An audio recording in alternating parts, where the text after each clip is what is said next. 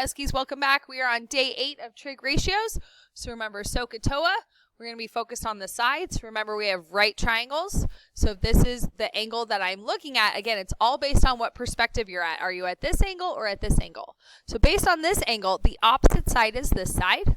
The adjacent side is the one attached to it, the leg attached, and then the hypotenuse is always across from the 90 degrees. All right, so let's get into it. So if this is my angle, which is 54 degrees, opposite from it is x, adjacent to it is y, and the hypotenuse is 8. So opposite over adjacent is x over 8. And cosine would be y over 8. And then TOA is opposite over adjacent. And there we go. So if I wanted to figure out what my answers were, I could cross multiply. So if I have the sine of 54 degrees, and that equals x over 8. And then I can cross multiply. So I have sine 54 times 8. So I'm going to do 8 times sine of 54, and that equals x. And let's see what we get for our answer for x. So 8 sine of 54.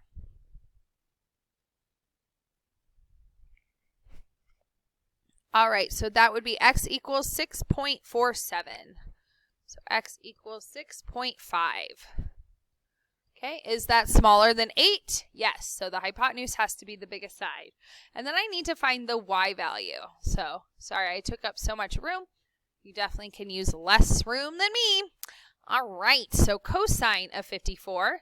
And now I have y over 8. The same situation. I'm going to put it over 1. 8 cosine 54 equals y. Here we go, because I cross multiplied. So 8 times cosine 54, and then 4 times, or y times 1. Okay, so let's rock that one out, shall we? 8 cosine 54 equals,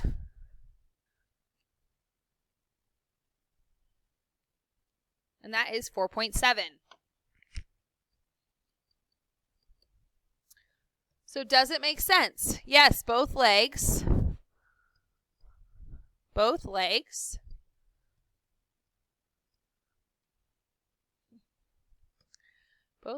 are less than C, are less than 8. So that's a good thing.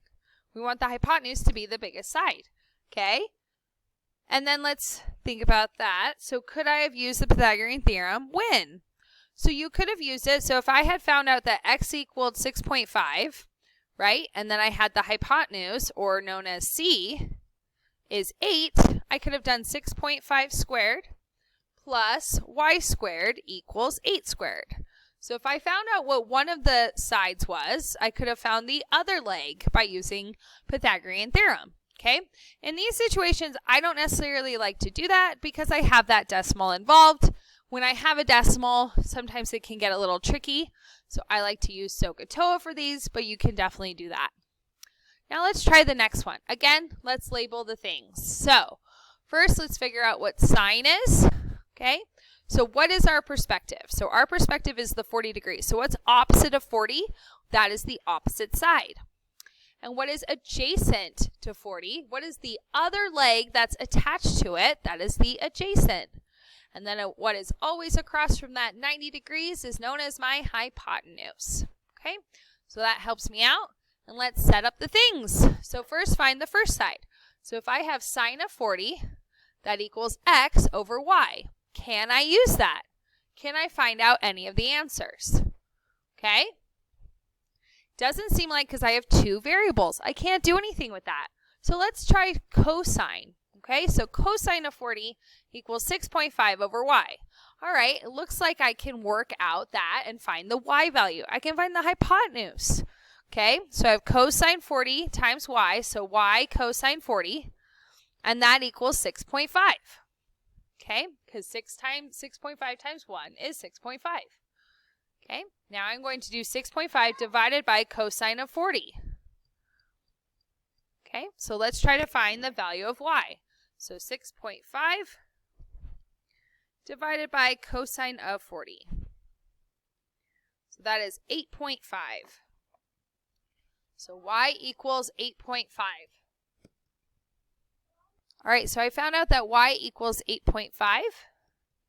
Okay, so what can I do? What are my options right now? So I found out what y is, but how can I find out what x is? Okay, well, could I use tangent?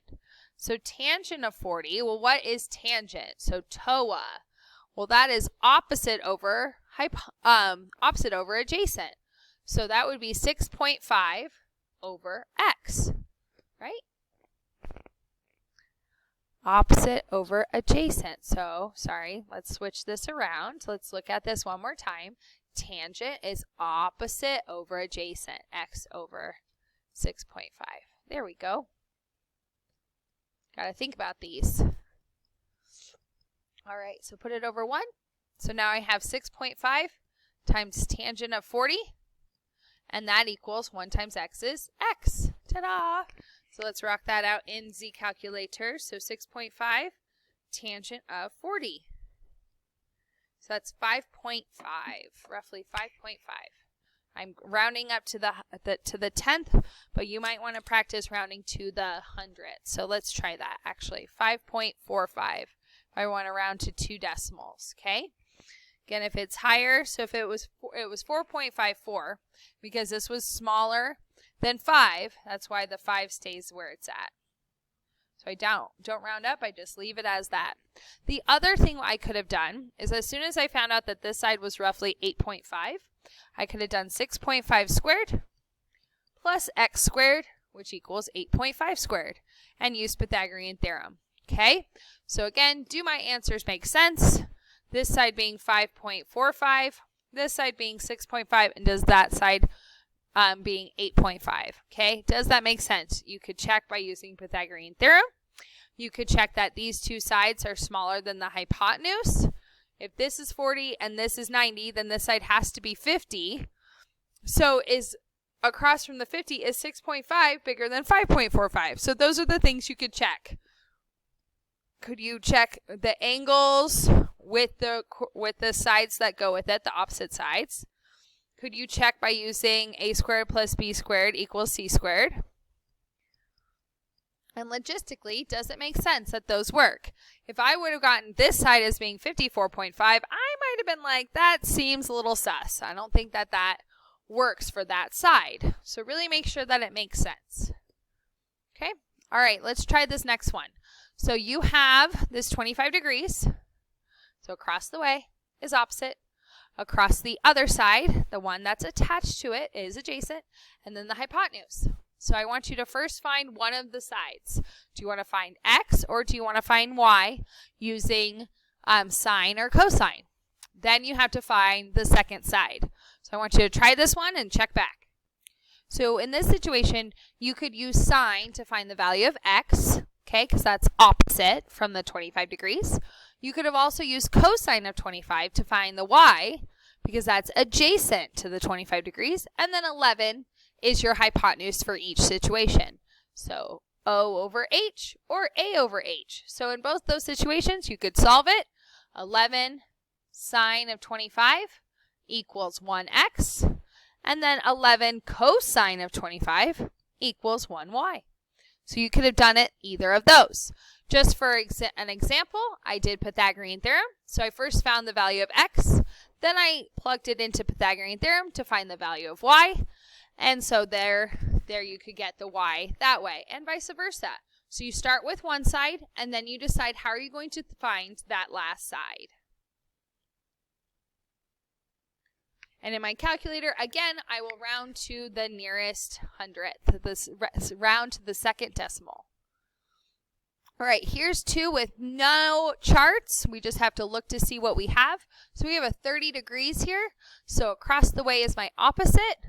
Attached to it is my adjacent. And then y is my hypotenuse. So here we go. Let's get it done. So we have sine.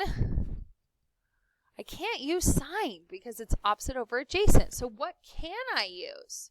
So it looks like I can find the cosine. So cosine of 9 over y equals, or cosine of 30 degrees, my bad, cosine of 30 degrees equals 9 over h, also known as 9 over y.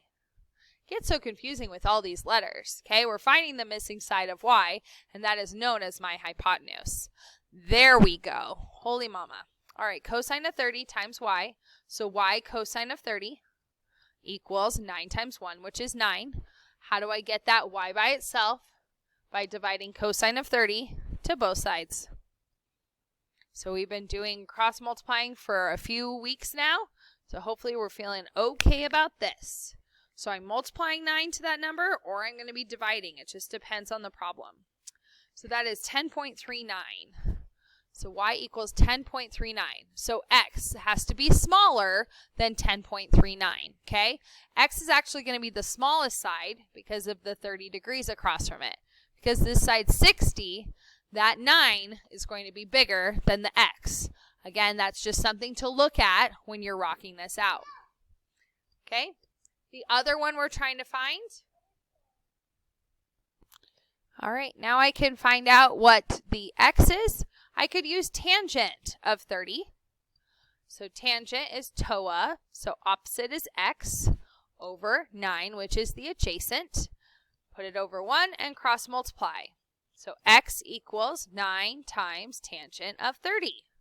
So I don't want you to stress about the order of like, oh gosh, what am I supposed to put these two on the left and these two on the right? The main idea is making sure that you go across, cross multiply, make this little butterfly thing when you're multiplying them together.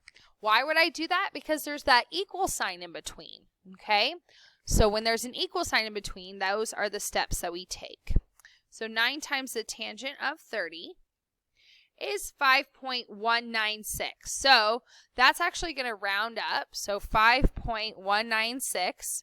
That's going to round that one up and that one. Okay. So this side's actually 5.2. All right. So yes, it is smaller than the other two sides because across from the 30 is going to be the smallest leg. All right. Let's try this one out. So 45 degrees. Oh man. So that means that this is 45 degrees. So that might help us out. So how do we find the x value? Well, again, across from the 45 is the opposite, which I don't need to know. And then the one attached is the adjacent, and this is the hypotenuse. So which formula is a over h? Oh, cosine. Okay. So the cosine of 45 equals 12 over x. So let's rock that out. So cosine, so x times cosine of 45 equals 12 times 1, which is 12. Divide cosine of 45 to both sides, and please try this in your calculator and make sure you're getting the right answer. We want to make sure it's in the right degrees, and you know how to work this out. So 12 divided by cosine of 45, so that's 16.97. So why is it so big? Oh, it's the hypotenuse. So the hypotenuse should be bigger than the adjacent side. All right, one more. So find the dimensions of the rectangle. That's asking you to find the x and the y. But because it's a rectangle, let's do length and width, just for fun. So this is 61 degrees. So across the way is my opposite side, and adjacent is the width. So let's try those out. I want you guys to figure out which ones you're using, what trig ratios you're using, and check back. So because I have the hypotenuse, and I don't have the opposite or adjacent, I'm going to use sine and cosine to find them. Because sine is opposite over hypotenuse, and cosine is adjacent over hypotenuse. Okay, so we're becoming problem solvers. Okay, so I don't want you to keep focusing on, okay, I have to do this every single time. Every single problem is different, just like in real life. You kind of have to look at it in a different way every time. So based on the perspective of this angle, can determine how do you find the length, which is 11.37, and the width, which was 6.3. All right, so thank you for joining me, Huskies. I hope you have a great day.